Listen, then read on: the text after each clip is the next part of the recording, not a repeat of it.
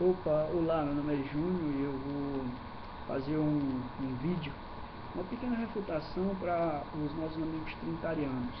Recentemente eu tive um pequeno diálogo com alguns irmãos trinitarianos no meu Facebook e eu não pude me expressar como eu realmente queria, eu estava teclando e tal, mas agora eu vou fazer esse pequeno vídeo.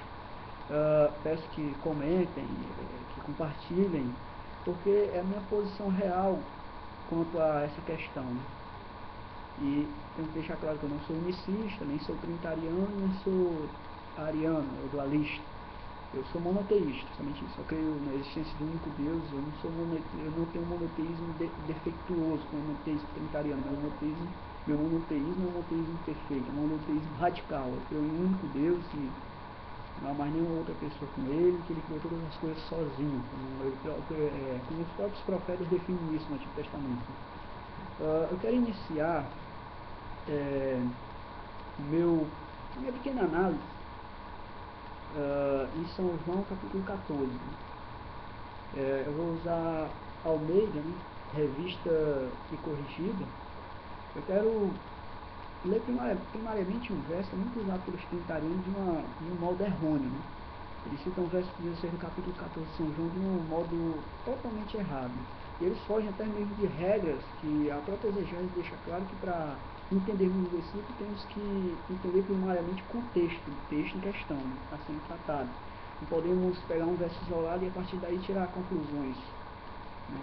Se tomar passagens isoladamente como elas realmente estão, ao pé da letra, como falam alguns, a gente vai criar cada heresia, meu amigo. Lutero diz que a Bíblia é a mãe das heresias, mas claro, tem mais interpretações que tiram a Bíblia, né? Vamos focar o contexto do capítulo 14, né? Vamos iniciar no versículo 6, né? Jesus faz a seguinte afirmação: seu caminho, a verdade é a vida, ninguém vem ao Pai senão por mim. Interessante, nesse verso 6, Jesus não apresenta o Pai distante da sua pessoa, né? Mas apresenta na sua pessoa, porque ele diz o seguinte: ninguém vem. Alguns citam essa passagem erroneamente, né? Citam ninguém vai, mas Jesus não diz isso. Jesus diz: ninguém vem ao Pai senão por mim, se não for por mim. No verso 7, ele fala o seguinte: se vós me conheceis a mim, também conhecereis a meu Pai. E já, presta atenção, desde agora o conheceis e tendes visto. Nós sabemos que os apóstolos só tinham contato direto com a pessoa de Jesus. Nós sabemos plenamente isso. Mas Jesus, ao afirmar que já desde agora o tendes conhecido e tendes visto, por exemplo, os apóstolos só tiveram contato direto com Jesus e só viram a Jesus, né? Não estou afirmando que Jesus é o Pai, mas o Pai habitava em Jesus. E nós sabemos que, de acordo com São João 4,24, de acordo com 2 Coríntios, capítulo 3, versículo 17, Deus, ele é Espírito, né? E ele habitou naquela sua forma corpórea, naquele tabernáculo, a qual recebeu o nome de Jesus Cristo, ou de Jesus. O interessante é que esse verso 7 aqui, do capítulo 14, responde ao versículo 16. Porque assim, Jesus diz o seguinte: eu rogarei ao Pai, e ele lhes dará outro Consolador, para que fique convosco para sempre. Ele lê esse único versículo que se detém aqui, está vendo? Outro. Não era a pessoa de Jesus. Lemos o contexto para entendermos. Espírito de verdade que o mundo não pode receber, porque não o vê nem o conhece. Mas vós o conheceis, porque habita convosco e estará em vós. Eu volto a perguntar: quem os apóstolos conheciam e quem habitava ali com os apóstolos? Interessante que esse verso 17 aqui responde o verso 16 e corrobora perfeitamente com o verso 7. Se vós me conheceis a mim, também conhecereis a meu Pai. E já desde agora o conheceis e tendes visto. Verso 17: Espírito de verdade que o mundo não pode receber, porque não vê nem conhece, mas vós o conheceis, que habita convosco e estará em vós. Eu acho que não é necessário não entrar em detalhes aqui, né? É por isso que eu amo a Bíblia, porque a Bíblia interpreta a Bíblia, não necessita de nenhum tipo de interpretação. Nós vimos clara e objetivamente que esse outro Consolador era realmente o Espírito Santo. Mas esse Espírito Santo já habitava ali. Em quem? Na pessoa de Cristo. ele voltaria, mas numa manifestação contrária àquela, ou seja, me perdoe,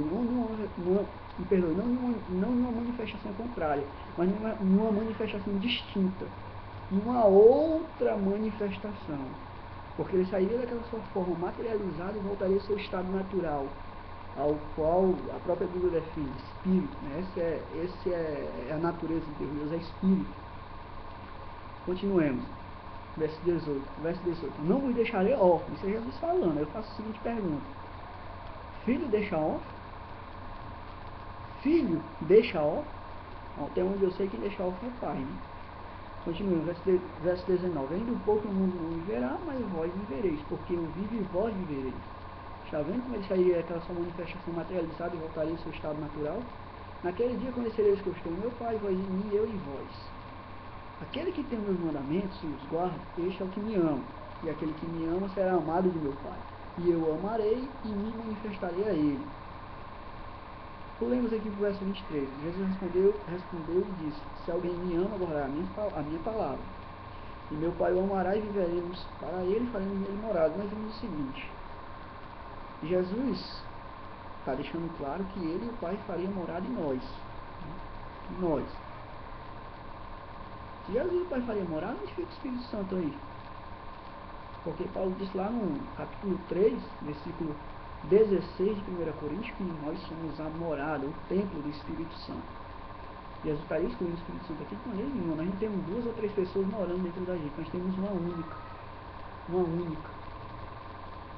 Uma única pessoa. Isso aqui deixa claro o seguinte: se Deus é Espírito, eu vou usar somente a lógica, né, mas eu vou entrar na Bíblia também. Se Deus é Espírito e nós sabemos que Ele é Santo, então isso é mais do que claro e óbvio que Ele é o Espírito Santo. Vamos para 2 Coríntios, capítulo 3, versículo 17. Eu queria me deter só no Evangelho de João, mas vamos estudar somente essa passagem. Nós vamos chegar aqui em um consenso, eu tenho certeza. 3:17.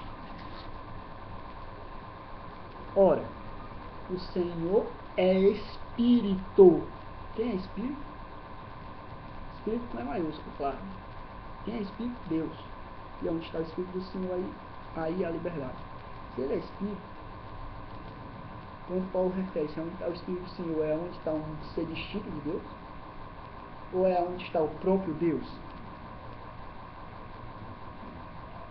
Isso fica claro, né? É onde está a própria pessoa de Deus. O próprio Espírito Santo é chamado de Deus em Atos capítulo 5, versículo 3 e 4. Quem concede os dons, né, de acordo com o capítulo 12 de 1 Coríntios, é o Espírito Santo. O Espírito Santo se entristece, enfim, isso já é uma refutação que creem que o Espírito Santo é meramente uma força ativa. Mas volvemos de novo para o Evangelho de João. Quero fazer uma análise de algumas passagens que os trinitarianos usam erroneamente. Capítulo 17 de João, a famosa oração sacerdotal. Porque aqui nós vemos Jesus aparentemente tratando com o Pai distintamente. Temos que entender o seguinte: há escrituras que enfatizam a sua humanidade e há escrituras que enfatizam a sua divindade. Jesus, como homem, ele dependia de Deus, assim como eu e você também dependemos. Quando ele estava encerrado naquela corpo, naquela carne, ele como homem, ele dependia de beber, de comer, enfim, né? Nós vemos que Jesus estava dormindo na polpa do barco, ele era o homem, mas quando ele se levanta e acalma a tempestade e o mar, aí é Deus. Quando ele chora ante a sepultura de Lázaro, ele era o homem, mas quando ele diz: Lázaro, saia para fora, ele é Deus. Então nós temos que entender o seguinte, que Jesus, essa manifestação de Deus em carne humana, o seu lado humano precisava do seu lado divino. Eu vou ler nessa Bíblia aqui, João Ferreira de Almeida, capítulo 17, versículo 11 ao 12. E eu já não estou mais no mundo, mas eles estão no mundo. E eu vou para ti, Pai Santo. Guarda-os em teu nome aqueles que me deste. A Bíblia João Ferreira de Almeida traz: guarda-os em teu nome aqueles que me deste. Essa expressão, aqueles que me deste, é uma variante, né? E no original realmente não é aqueles que me deste, mas eu vou ler como realmente está na Bíblia de Jerusalém. E eu vou comentar um pouco sobre essa questão. João 17.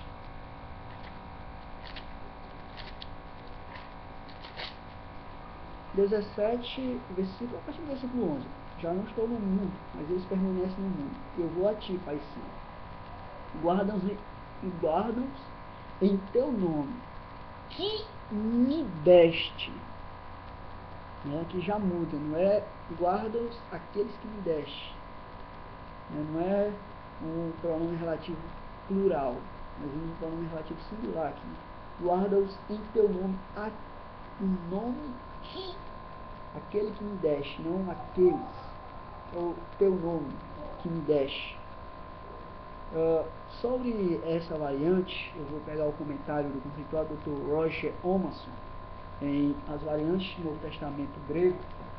Faz um comentário interessante, que alguns podem até discordarem, não, mas o correto é aqueles que me deste, não o nome que me deste. Vamos ver o que um erudito tem a falar sobre esse assunto. 17:11. Quero que vocês prestem bastante atenção. A leitura que aparece como texto é a que melhor explica a origem das demais leituras, das demais leituras, além de ter a seu favor o peso dos manuscritos. O pronome relativo meu, no caso, que se refere ao nome, é o objeto direto do verbo, dedocas, ou seja, deixe, e normalmente seria de se esperar que esse objeto estivesse no caso acusativo, como de fato acontece em alguns testemunhos. O que acontece aqui? Nós encontramos o seguinte, que essa leitura que nós fazemos no versículo 11, que fala o nome que me deste, não aqueles que me deste, é a mais apoiada pelos manuscritos. E nós temos o testemunho do erudito em relação a isso, a Bíblia de Jerusalém, que é considerada uma das melhores. Algumas outras também, algumas outras versões, trazem o nome que me deste, não aqueles que me deste. Deduzimos, portanto, que o nome do Pai e do Filho são um só. E até mesmo no Apocalipse, nós encontramos isso. Se você for para o Apocalipse capítulo 14, nós encontramos o seguinte: e olhei eis que estava o Cordeiro sobre o monte Sião, com ele 144.000, e em suas testes tinha escrito o nome dele e de seu pai. Nós sabemos que não vai haver dois nomes escritos na testa dos remidos, ou seja, Yahvé e Jesus. O nome é um só, e aqui também é simbólico, está tratando da sua da doutrina, da palavra, enfim, é uma só, um nome só. 4:12 de Atos também fala sobre a questão do nome, fala claramente sobre a questão do nome. 4:12 de Atos. E nenhum outro salvação, porque também debaixo do céu nenhum outro nome há dado entre os homens pelo qual devemos ser salvos. No caso de Jesus Cristo. Nós vemos também a gama de batismos, as quais são muitas, em nome do Senhor Jesus Cristo. Referência em relação ao batismo nós temos inúmeros. Alguns baseiam-se muito em Mateus 28:19, mas Mateus 28:19 é uma ordem, não é um batismo. E ali encontra-se, a palavra não encontra-se no singular, encontra-se no sentido de ordenança, como também encontra-se lá no 2:38, 4:12, como já li.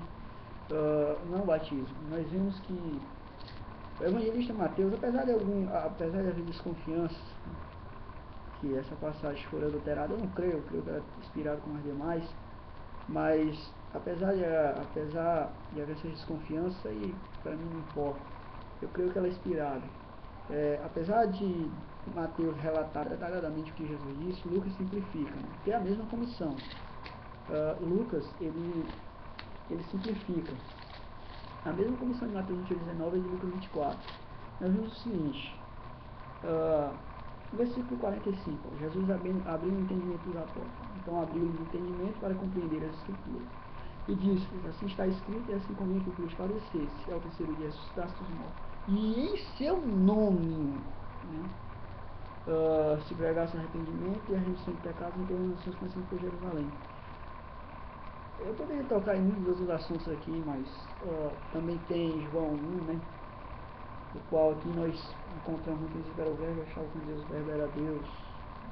Se fizermos uma análise aqui do primeiro verso no seu original e usando a regra do Dr. Ernest Cole, que foi uma regra desenvolvida em 1930, né? Conhecida pelos gramáticos gregos de a regra de Cole, né? Podemos encontrar que ao traduzirmos, podemos traduzir sim como artigo definido o Deus, se o verbo era um Deus, o Pai, o Criador de todas as coisas. Versículo 14, vamos concluir que trata-se de Deus, o Pai, que se fez carne, não de uma segunda pessoa. Deus não enviou um segundo Deus para fazer carne. Uma segunda pessoa que também era Deus. Eles queiram usar os prefeitos que bem entenderem. Né? Versículo 14, o verso fez carne, habitou entre nós e vimos sua glória, como a glória do unigênito do Pai, cheio de graça e de verdade. Olha, se o verso fez carne e verá Deus, nós podemos entender então que Deus fez carne. Verso 18. Deus nunca foi visto por alguém. O Filho unigênito está no seio do Pai, te fez conhecer. Nos manuscritos, o manuscrito mais confiável, depois da descoberta do papiro 66, papiro 75, nós podemos concluir que a leitura mais correta seria Deus unigênito. No caso, é monogênesis theos, e não Filho unigênito. E muitas escrituras, né? São João 10:30. São João 10:30. Eu e o Pai somos um. Interessante é isso, né? Alguns religiosos, eles dizem, você e sua esposa também são uns, e ao mesmo tempo são dois. Só que é um detalhe, né? Eu respondo essa indagação da seguinte forma: você está me vendo, mas você está vendo minha esposa? Claro que qualquer um vai responder que não, né? Só que a unidade de Deus e Jesus é diferente, porque quem viu o Filho viu o Pai, né? Eis a questão. Nós encontramos também São João 8:58, onde Jesus parafraseia, né? Uma frase que o próprio Yahvé falou no Antigo Testamento: em Cristo Jesus de verdade, os gigantes que Abraão existisse, eu sou, né? Agora eu vou tocar um pouco na triunidade, algumas passagens que dá a entender que há três pessoas distintas. Né? Vamos para a segunda carta aos Coríntios, capítulo 13, versículo 13, que é muito usado por eles, né? A graça do Senhor Jesus, o amor de Deus e a comunhão do Espírito Santo seja com todos vós. Amém. Nós vemos o seguinte: a graça de Jesus é um produto expresso do amor do Pai. São João 3,16, porque Deus amou o mundo de uma tal forma que enviou seu Filho unigênito. Sua vez nos propõe comunhão com quem? Com uma terceira pessoa? Não, com o próprio Deus. Deixei claro que Deus é Espírito. Ora, se Ele é Espírito, Paulo o define assim, segundo os Coríntios 17, João 4:24, e Ele é Santo, concluímos nós que Ele é o Espírito Santo. Agora, se vocês concluem que o Espírito Santo é o Espírito de Deus, mas não é Deus, então nós vamos estar passando aí a concluir que um Espírito tem outro Espírito. Né? É interessante isso, um Espírito tem outro Espírito. Como os testemunhos de Jeová, quando eles falam lá do livro de Gênesis 1, verso 2, né, onde fala: o Espírito de Deus pairava sobre a face das águas. Né? Que é Veru, Hailo, Rimera, Refet, Alpenei, Ramai, né? Eles deduzem dessa maneira, de não, ali não era Deus, mas era um Espírito de Deus, um ser distinto de Deus. Então Deus sendo Espírito tem outro Espírito. Né? Também tem o Salmo 102, se eu não me engano é o Salmo 102, né? Onde um trinitariano cita: o Senhor disse a meu Senhor, mas diz, há dois senhores aí. Se for tomar o pé da letra, então nós concluímos o seguinte, que há dois senhores no céu. Mas a Bíblia relata que há um só. O que é que está dizendo aqui em Efésios 4? Há um só corpo, um só Espírito, como também foi chamado. Verso 5, perdoe. Um só Senhor, uma só fé, um só batismo. Paulo está falando que há um só Senhor. Há dois não. Ali a gente tem que entender com a referência profética a manifestação do Filho de Deus, o Messias. Jesus era filho porque ele foi gerado no ventre de Maria. Aí você então, Jesus foi gerado pela carne. Até os trinitarianos têm que assumir realmente foi gerado, é o corpo. Mas o que estava naquela carne ali não tinha princípio nem fim de dias. Nós sabemos disso. Interessante, uma das passagens que eu acho mais lindas, que fazem referência ao nascimento de Jesus Cristo, é Miqueias 5:2. Né? Interessante, vou até ler essa passagem que é muito interessante. Miqueias 5:2.